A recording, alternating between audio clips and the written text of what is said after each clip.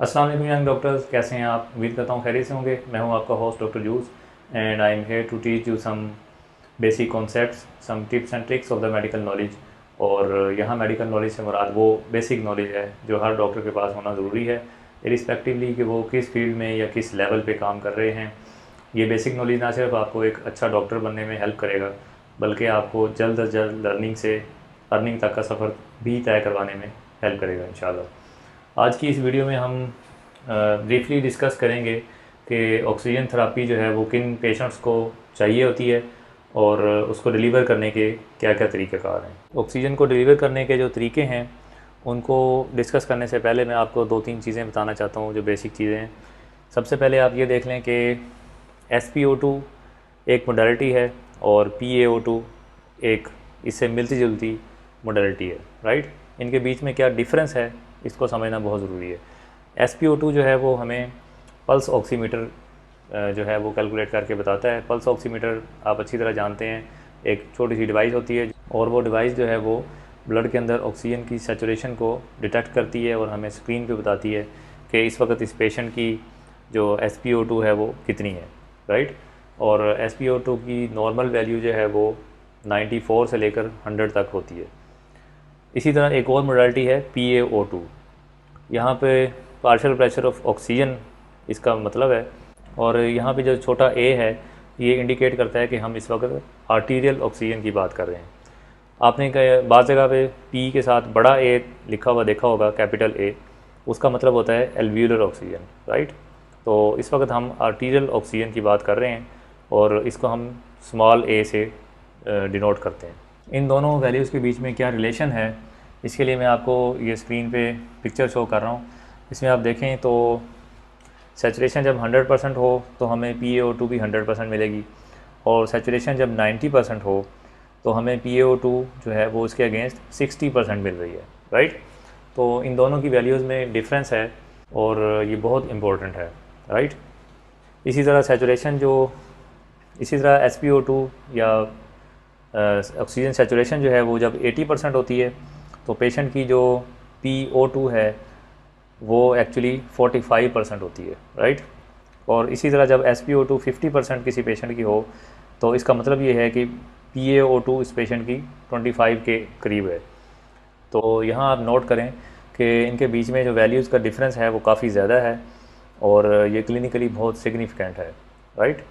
दूसरे लफ्ज़ों में हम यूँ कह सकते हैं कि अगर एक पेशेंट की सैचुरेशन 90 से फॉल करती है तो PaO2 जो है वो ज़्यादा रैपिडली फॉल कर रही होती है, और हमें बज़ाहिर देखने में शायद लगता हो कि इसकी सैचुरेशन जो है वो 90 के करीब है, लेकिन उस पेशेंट का जो अंडरलाइंग आर्टीरियल प्रेशर है ऑक्सीजन का वो काफ़ी ज़्यादा ड्रॉप कर चुका होता है, राइट। SpO2 की जो नॉर्मल वैल्यू है वो 94 से लेकर 100% तक होती है, राइट।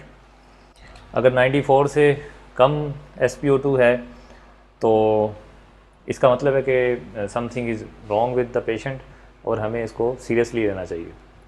ऑक्सीजन थेरापी को डिलीवर करने के जो तरीके हैं उनको डिस्कस करने से पहले मैं आपको एक दो चीज़ें और बताना चाहता हूँ कि आपने अक्सर टर्म सुनी होगी FiO2। ये एक्चुअली फ्रैक्शन ऑफ ऑक्सीजन होता है इन द इंस्पायर्ड एयर, यानी कि जो एयर पेशेंट इंस्पायर कर रहा है उसके अंदर ऑक्सीजन कितने % है, इसको हम FiO2 बोलते हैं। और अगर हम रूम एयर की बात करें तो उसमें 21% ऑक्सीजन होती है, राइट। एक और टर्म आपने अक्सर सुनी होगी, उसको पीप बोलते हैं। स्पेशली जब आप ICU की बात करते हैं तो उसमें जो इन्वेजिव वेंटिलेशन होती है या वेंटिलेटर्स होते हैं उनमें हम पीप का जो है वो काफ़ी जिक्र करते हैं। तो PEEP stand for positive end expiratory pressure, right. इनकी क्या सिग्निफिकेंस है ये हम आगे चल कर डिस्कस करेंगे। फ़िलहाल आप ये रजिस्टर कर लें कि जो इंस्पायर्ड एयर है उसकी जब हम बात करेंगे तो हम FiO2 की बात करेंगे, और पीप जो है ये एक अलग मोडालिटी है। पीप की जो बात है वो हम आगे चल के करेंगे जब हम CPAP, BiPAP या इन्वेजिव वेंटिलेशन की बात करेंगे।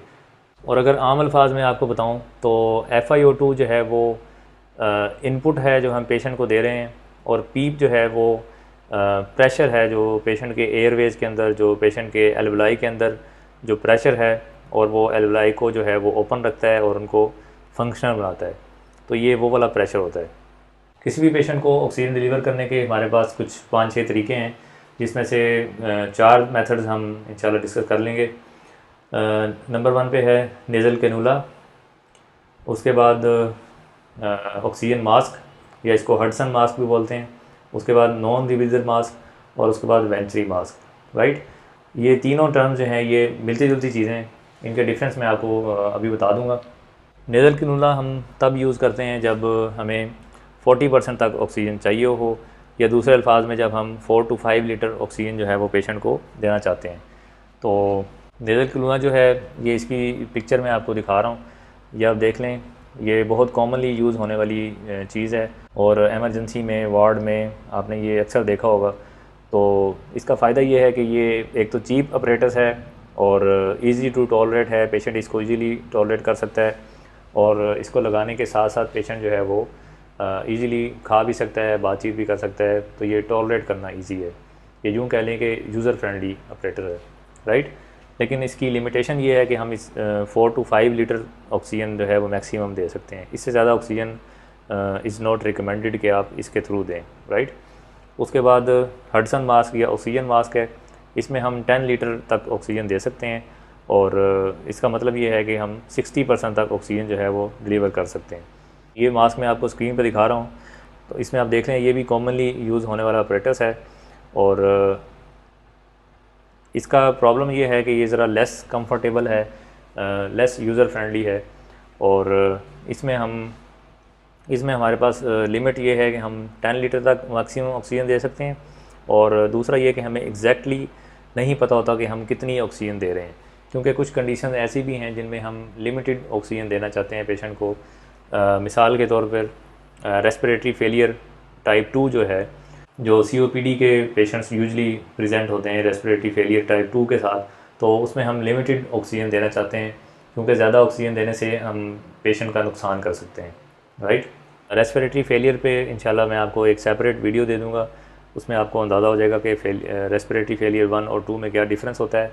यहाँ पे आप ये रजिस्टर कर लें कि रेस्पिरेटरी फेलियर 2 में हमें लिमिटेड ऑक्सीजन या कैलकुलेटेड ऑक्सीजन जो है वो पेशेंट को डिलीवर करनी होती है, और वो हम इस मास्क के ज़रिए नहीं दे सकते, राइट।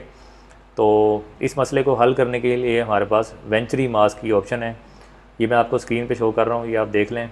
ये इससे मिलता जुलता मास्क है, इसमें सिर्फ एडिशनल चीज़ ये है कि इसमें डिफरेंट अडाप्टर्स होते हैं जो कलर कोड्स के साथ आते हैं।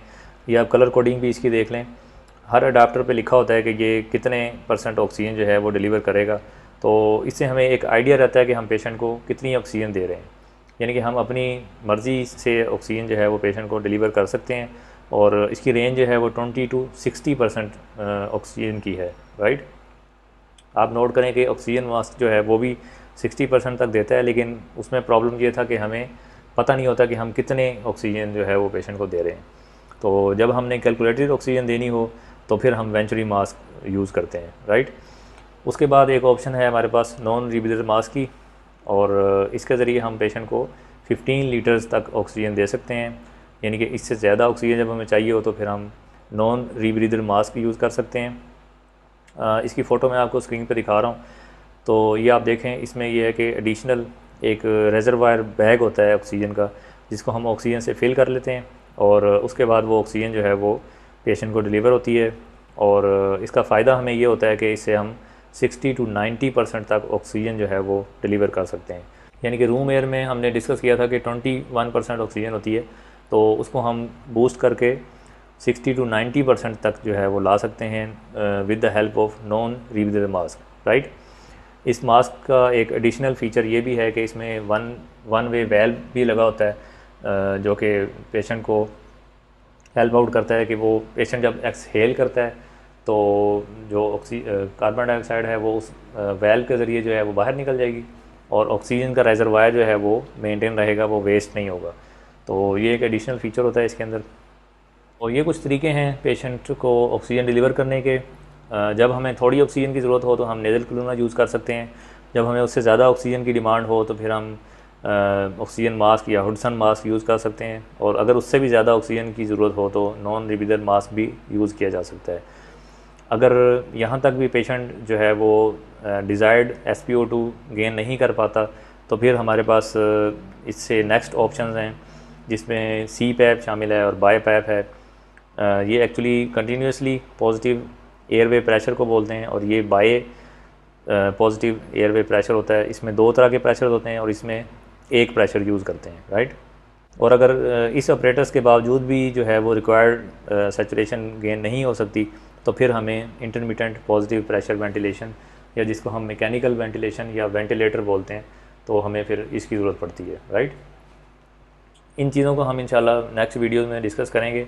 फ़िलहाल आप यहाँ तक चीज़ें रजिस्टर कर लें कि हमें ऑक्सीजन की अगर ज़रूरत हो तो हम पेशेंट को किन किन तरीक़ों से डिलीवर कर सकते हैं, राइट। उम्मीद है कि आपको इस वीडियो से फ़ायदा होगा। इसको लाइक एंड शेयर कर दीजिएगा ताकि दूसरे लोगों तक पहुँच सके। चैनल को सब्सक्राइब कर लीजिएगा ताकि नई आने वाली वीडियोज़ आप तक पहुँच सकें। Till the next video, I am doctor जूस। अल्लाह हाफिज़।